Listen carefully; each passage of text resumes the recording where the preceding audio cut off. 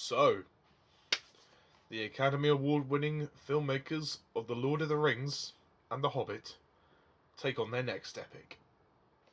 Welcome to the world of mortal engines.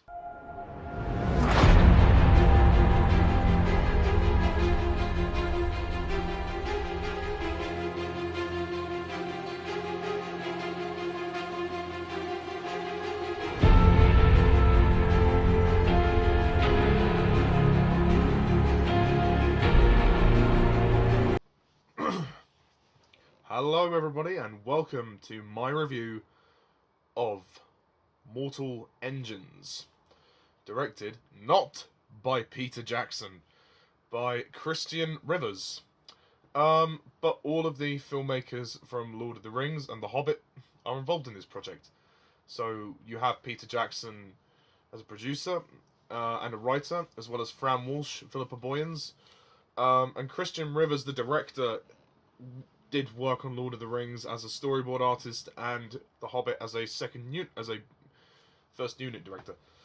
So, Mortal Engines, apparently based on a book by Philip Reeve. Basically, the whole premise of this is that it centers in this world where this sort of post-apocalyptic world where cities ride on wheels and eat each other to survive. There is this man named Thaddeus Valentine, who wants to turn on a machine of some sorts and to destroy London or something. And there is there's a girl named Hester Shaw who has a personal tie to Thaddeus. She wants revenge for the death of her mother, as Thaddeus killed her mother, and she teams up with this guy named Tom, and they both kind of go on this journey to to stop Thaddeus, essentially. And that's kind of it. There's a little bit more to it than that, but that's kind of the basis of the story. Okay, Mortal Engines. So, this movie, what attracted me to this movie was the people making it. Oddly enough, I was only going to see this movie purely based on the fact that it had Peter Jackson's name attached to it. I know, call me a kiss ass, but whatever. Peter Jackson is my favourite film director. There, I said it. Even though he's not directing this movie, he's still a producer, so he still has a first hand in it. So of course I was going to see it. But I have to be brutally honest. This is the first time I've seen a film which involves Peter Jackson that I've been genuinely disappointed. I can't lie to you guys. Mortal Engines it's a very, on a storytelling point of view, it's very messy. It's such a shame because this film had a lot of potential to be very good. I mean, if you look at the trailers and the marketing for this film, it looks stunning. I mean, one thing I will say, it's visually stunning. I mean, you can tell that Peter Jackson has his name over this film.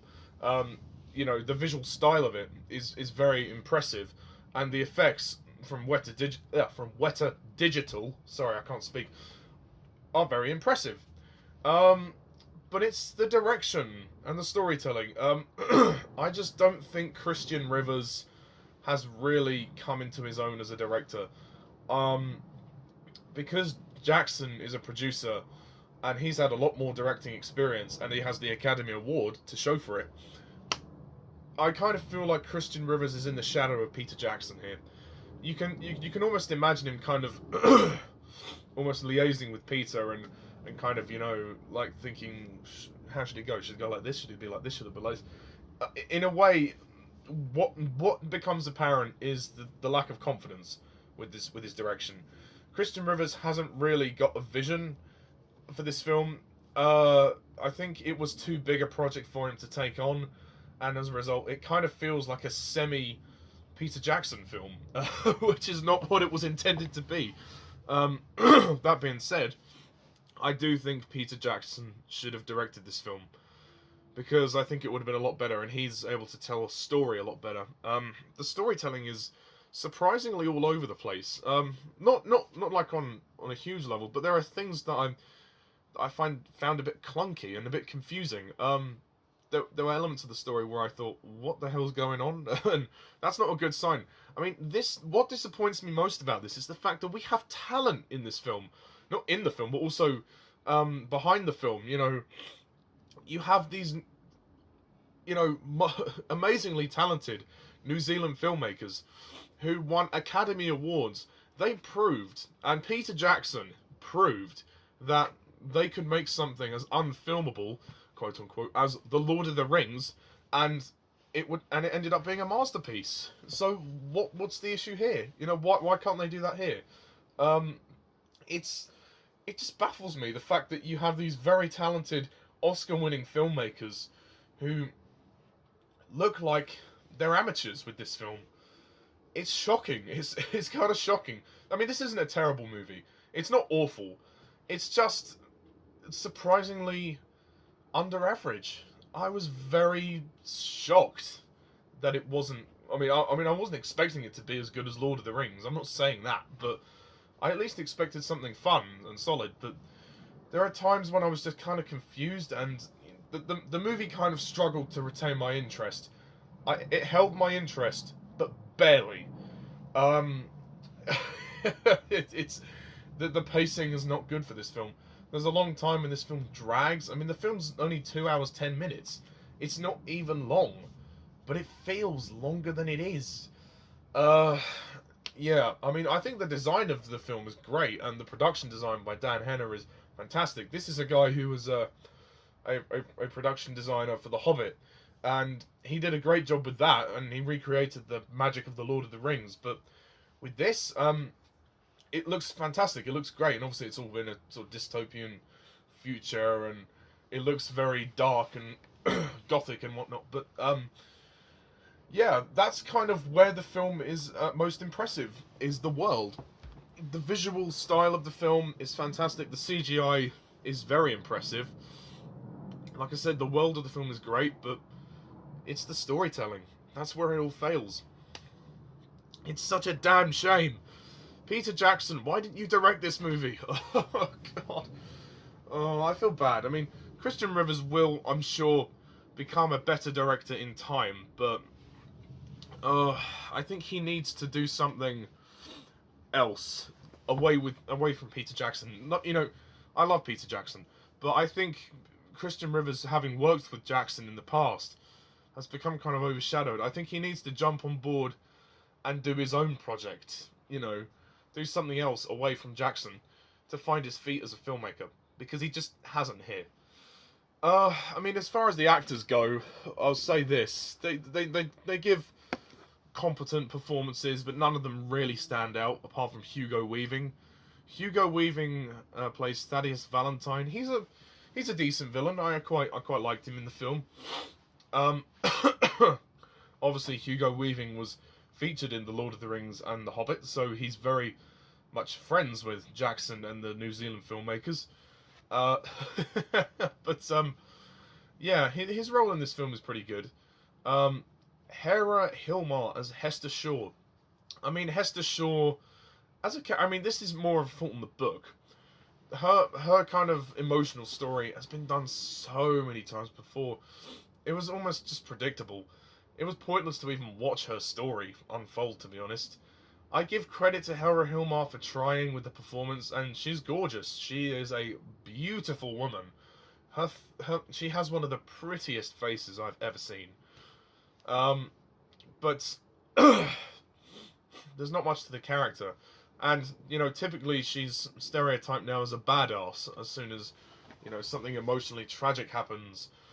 It's just such a lazy thing to do, really, just to make her a badass, but that's more a fault in the book than the movie. There's this weird sort of Asian bounty hunter woman known as Jihae, I think her name is. She's pretty cool. She's pretty badass. Robert Sheehan as Tom. He's alright. There's a couple of lines that are a bit wooden from him as well. I really like Stephen Lang's character, Shrike. He's really cool. The sort of robotic father figure for Hester. Shrike. He's really cool, voiced by Stephen Lang.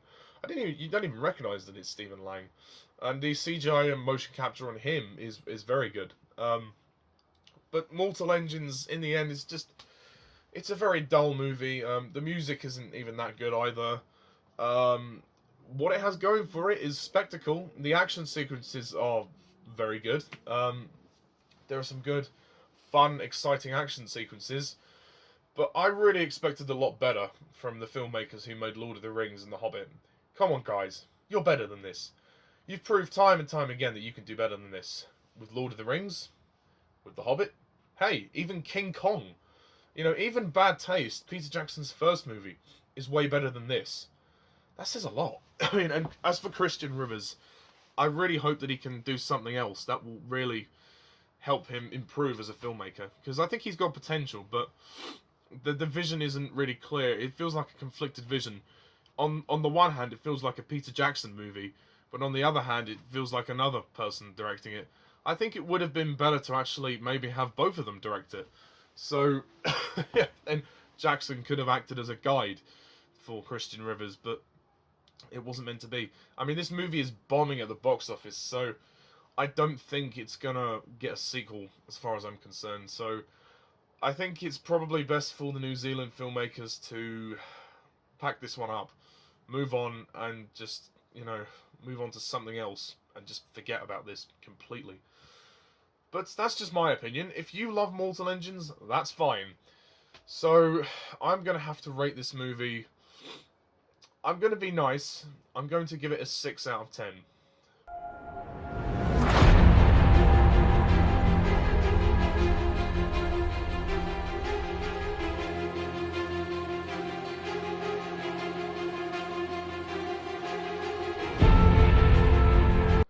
There was some fun moments. It was an entertaining action film. There was some good emotional scenes, but ultimately it doesn't flow, and it really is disappointing because of the fact that these are the guys that made The Hobbit, The Lord of the Rings, King Kong. You know, they've done much better than this. Much better than this. It's sad. It's sad. The actors try. The actors do try with what they have, but it's not good. But hey ho, hopefully in the future they'll do something better. But yeah, that's my review of Mortal Engines. Please leave your comment down below. Let me know what you thought of the movie. Till then, thank you all for watching, and as always, I'm Mr. TARDIS11. See ya.